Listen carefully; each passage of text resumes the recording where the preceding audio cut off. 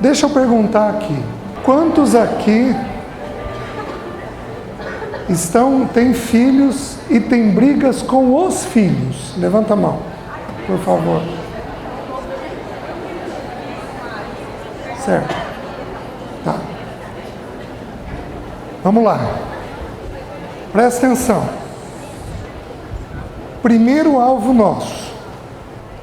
A briga tem que diminuir. Primeiro alvo nosso. Se você quer formar ele, se você quer disciplinar, corrigir, a briga tem que diminuir. Você não tem alternativa. Vocês estão entendendo? Se eu resolver brigar com o filho, daqui 2 anos, o filho se distancia de mim. Porque tudo que envolve dor, envolve distância.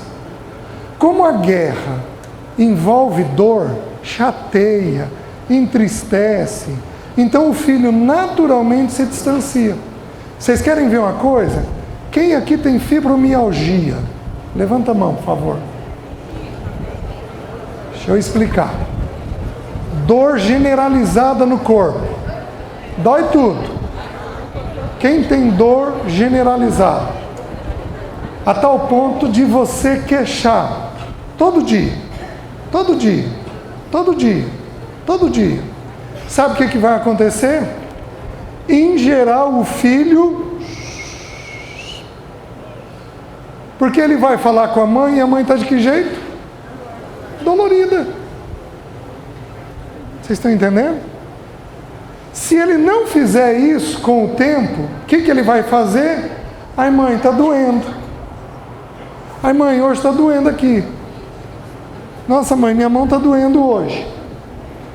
Porque dor é uma coisa que você ou absorve e aprende, ou você distancia.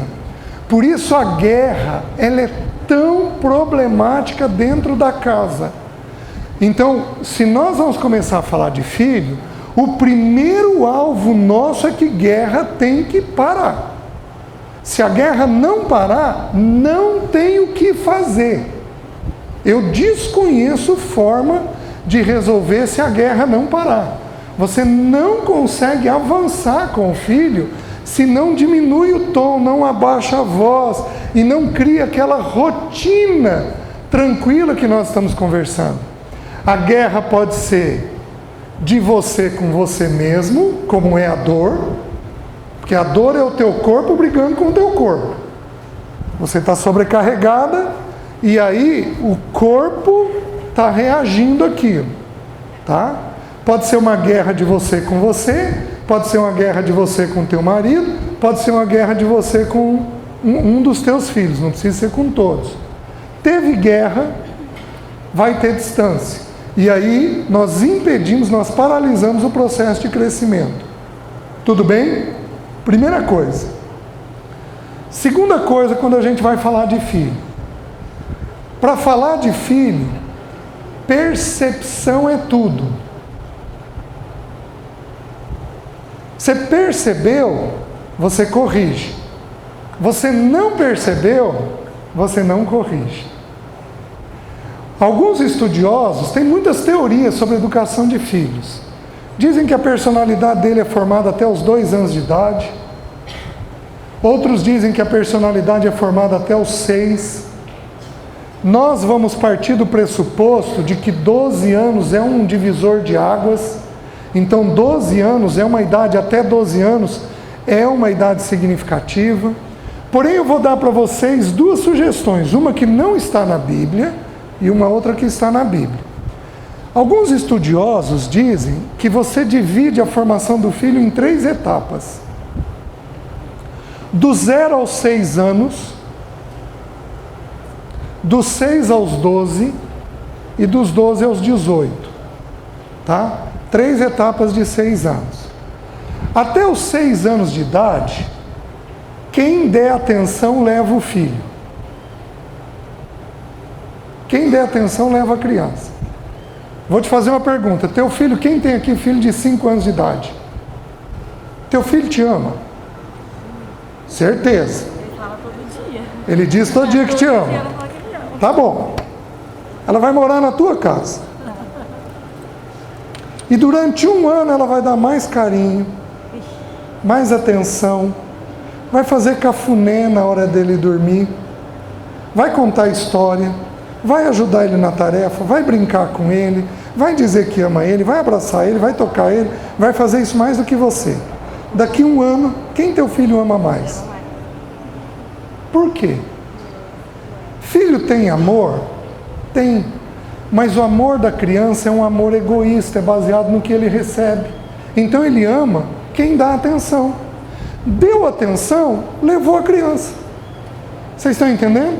Daí o risco e o perigo de abuso já nessa idade. Você pega um pai e uma mãe que não dá uma atenção adequada, pega um filho mais sensível, quem chegar dando atenção vai levar ele com facilidade. Então, até os 6 anos de idade, os estudiosos dizem que quem der atenção leva. Dos 6 aos 12, eles sugerem o seguinte, que o filho presta mais atenção no pai do sexo oposto. Então, se é um menino, ele vai se ligar na mãe. Se é uma menina, vai se ligar no pai. Por que que eles sugerem isso? Porque eles dizem o seguinte, que o filho vai aprender o que é afeto sem pôr sexualidade no meio. Então a menina aprende a abraçar o papai, dizer que ama o papai, sem ter coisa impura na mente. Então ela está desenvolvendo a afetividade de um jeito adequado, sem ter comprometimento na pureza dela. Está entendendo? A menina faz isso com o homem, com o pai, o menino faz isso com a mãe, via de regra. Só que esta fase, ela tem um aspecto delicado nela. Que aspecto é esse? É a fase em que a criança absorve e não manifesta. Os bichinhos são uma esponja. Eles vão jogando. Eles vão jogando para dentro deles. Só que eles não põem para fora o que eles estão absorvendo. Eles não colocam. Então eles estão absorvendo entendimento, conceito, relacionamento, eles estão aprendendo a pensar as coisas da vida e eles não manifestam isso. Vocês estão entendendo? O que ocorre nos 12 anos? 12 anos, ele começa a pôr para fora tudo que absorveu. Por isso que a gente costuma virar e dizer assim, meu Deus, o que houve?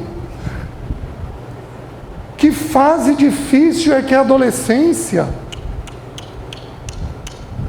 O descuido foi antes, porque ele absorveu e você não percebeu.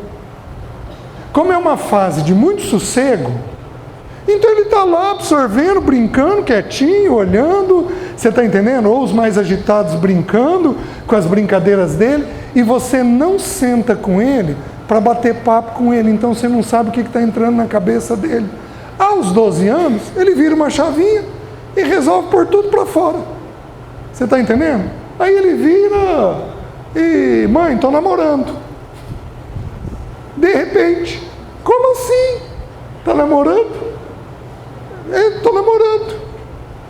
Ou estou gostando, ou estou conversando com alguém, ou eu penso sexualidade daquele jeito, ou eu tenho tal e tal amigo que você ainda não sabia. Começa a pôr para fora isso daí.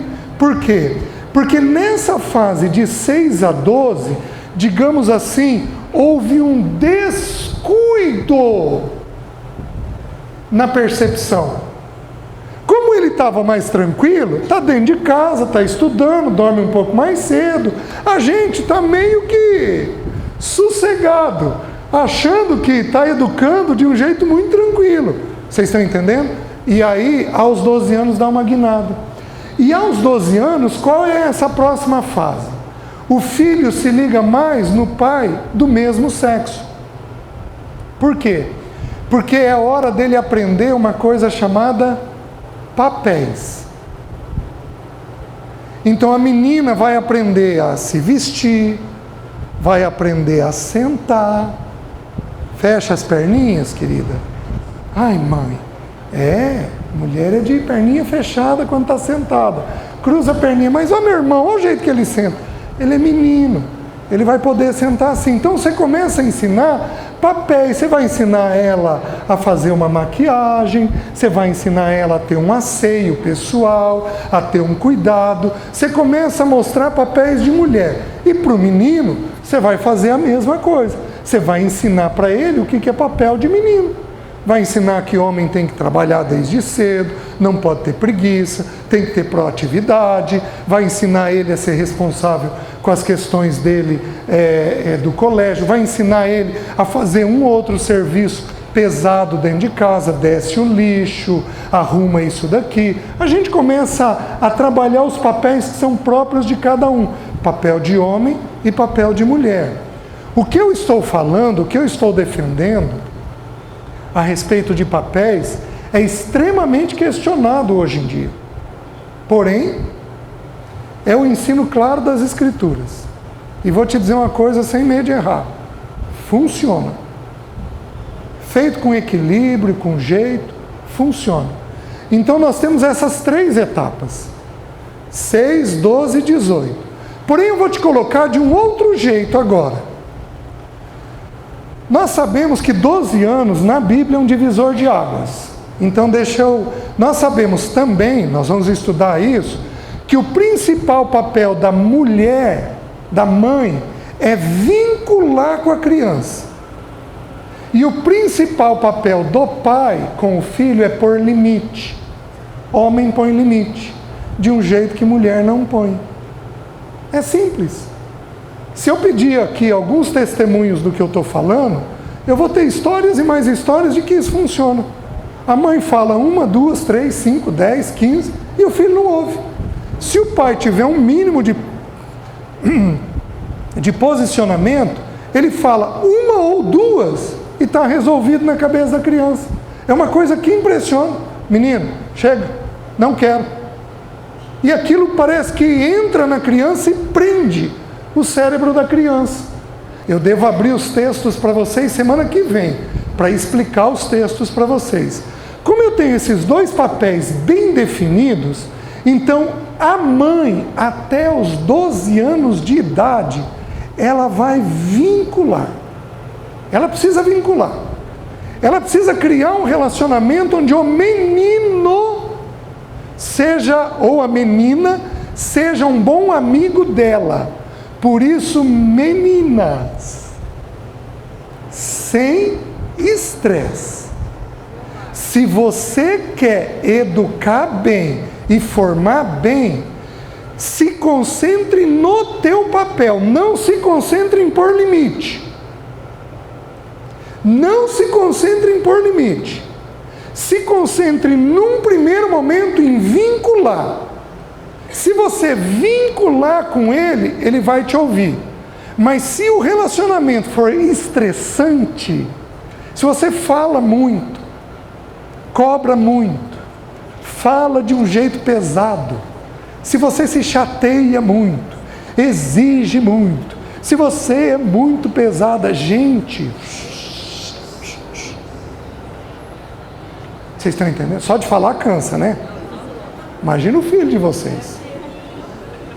Vocês estão entendendo? E aí o que acontece? Você não está errada no que você está vendo. Você está desesperada. Menino, você tem que fazer isso daqui. Isso daqui é perigoso, é perigoso, é perigoso. Olha o risco disso, disso e disso. Você está me entendendo? Por favor, para com isso. Ao invés de você fazer isso, eu estou te dando uma sugestão. Vincula. Sem estresse. É difícil? É, só que funciona. Estou te cantando. Estou te dizendo.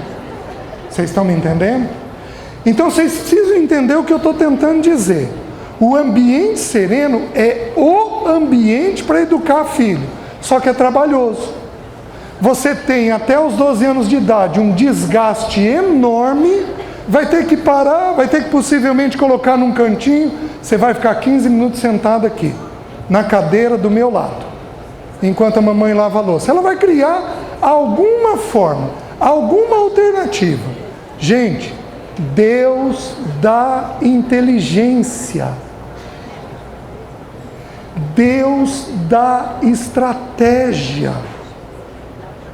Mas tem estratégia. A grande necessidade do ser humano é a aceitação. Vocês estão entendendo? De todo ser humano, dos mais velhos aos mais jovens, a grande necessidade é a aceitação. Você dá aceitação de 3 maneiras. Quais são as maneiras de você dar aceitação? Tempo, toque e boa conversa. Então, quando você dá um alto nível de aceitação para o filho, ele relaxa. E tem filho que é mais perceptivo ou mais sensível. Eu vou explicar isso semana que vem para vocês. Este filho, ele corre o risco de ser mais agitado, porque ele está percebendo muita coisa. Nós vamos ter que dar um nível de aceitação, de toque, de cuidado maior do que um filho normal. Você vai ter que dar um nível de cuidado diferenciado até ela relaxar. Isto funciona, porque é o princípio. E se não funcionar, nós vamos achar, Deus vai dar outro entendimento. Está entendendo? Que vai ajudar ela a ter este relaxamento. Eu vi isso dúzias, talvez centenas de vezes nesses anos. Mas centenas de vezes nesses anos. Você vai dar um nível de aceitação diferenciado, tempo, toque e boa conversa. Conversa mansa, suave, de um jeito leve, gostoso. A criança simplesmente relaxa. Agora, é óbvio que nós temos muitas variáveis. Nós podemos ter, por exemplo, digamos que os pais briguem. A fala tranquila dela alivia, mas não resolve. Por quê? Porque a criança está com aquela impressão da briga dos pais. Por isso que eu estou dizendo para vocês, se nós vamos iniciar o tema de educação de filhos, a primeira coisa que nós temos que tirar da casa é a guerra. Por guerra é bate-boca, silêncio velado, porque às vezes a gente guerreia assim, né? Por dia você passa na frente do marido e não cumprimenta ele. Você acha que a criança não vai entender que tem algum problema? Esta serenidade, ela é vital. Vital. Eu vou contar uma história que eu li num livro. Era um missionário, ele escrevendo o livro. Ele disse que estava numa reunião da igreja, lá nos Estados Unidos, e lá os estacionamentos são muito grandes. O país é continental e todo local tem grandes estacionamentos. Então ele, observando um irmão da igreja, ele relatou isso no livro. Ele diz que o filho desse irmão escapou da mãe e saiu correndo para o estacionamento. E o pai virou e falou assim: Benjamin, pare. E a criança parou. Por que aquela criança foi alcançada com um tom leve? Porque ela foi treinada com um tom leve. Quanto mais alto for o tom, mais você vai ter que subir nas próximas fases.